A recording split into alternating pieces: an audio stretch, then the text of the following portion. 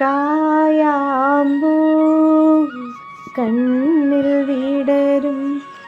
കവി ഏത് കായാമ്പൂവിനെയാണോ പറഞ്ഞത് ആ കായാമ്പൂവിനെ പറ്റിയിട്ടാണ് ഇന്നത്തെ എപ്പിസോഡ്. നമസ്തേ, സ്വാഗതം ബി2 ഓർഗാനിക്സിൻ്റെ 48ാമത് എപ്പിസോഡിലേക്ക്. കായാമ്പൂവിന് കാശാവ്, അഞ്ചനമരം, കനലി, ആനക്കൊമ്പി അങ്ങനെ പല പേരും ഉണ്ട് കേട്ടോ. പൊതുവെ കുറ്റിച്ചെടിയായിട്ടാണ് കാണാറുള്ളത് വെച്ചാലും അടിക്കാടുകളിലാണ് കാണാറുള്ളത് വെച്ചാലും ചിലതൊക്കെ വൃക്ഷങ്ങളായിട്ട് മാറുന്നുണ്ട്.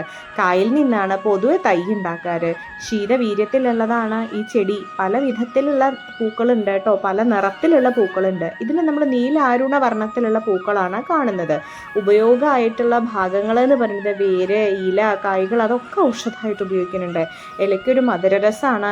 ആഴ്ചകൾ വരെ വിശപ്പറിയാതിരിക്കാനായിട്ട് കാട്ടിലുള്ളവരൊക്കെ ഉപയോഗിച്ചിരുന്നു. നല്ല ഉറപ്പുള്ള തടി ആയതുകൊണ്ട് ആനത്തോട്ടി, മുടിങ്കോല്, നമ്മുടെ പശുവിനെയും പോത്തിനെയൊക്കെ ആട്ടാൻ ഉപയോഗിച്ചിട്ടുണ്ടായിരുന്ന ഒരു വടിയാണ് മുടിങ്കോല് പറയുന്നത്. അത് കത്തിപ്പിടി, ചെണ്ടക്കോല് അതൊക്കെ ഉണ്ടാക്കാനായിട്ട് ഈ കായാമ്പൂവിൻ്റെ തടി ഉപയോഗിച്ചിട്ടുണ്ടായിരുന്നു. കൃഷ്ണൻ്റെ നിറമാണെന്ന് പറയുന്നു കേട്ടോ.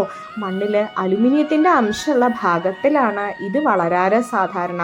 ഉന്മേഷത്തിന്, പ്രതിരോധ ശക്തിക്ക്, ജന്തുക്കളുടെ ഉപദ്രവം നേരിടാനായിട്ട് വീട്ടിൽ സൂക്ഷിച്ചു വെക്കും. നല്ല ബലമുള്ള വടിയണേ. അതുകൊണ്ട് ഈ ഇഴജന്തുക്കളോ വിഷജന്തുക്കളോ ഏതെങ്കിലും ഉള്ളിൽ വരാണ്ടിരിക്കാൻ ഇത് ഉപയോഗിച്ചിരുന്നു. ഇനി സബ്സ്ക്രൈബ് ചെയ്യാൻ മറക്കരുതേ.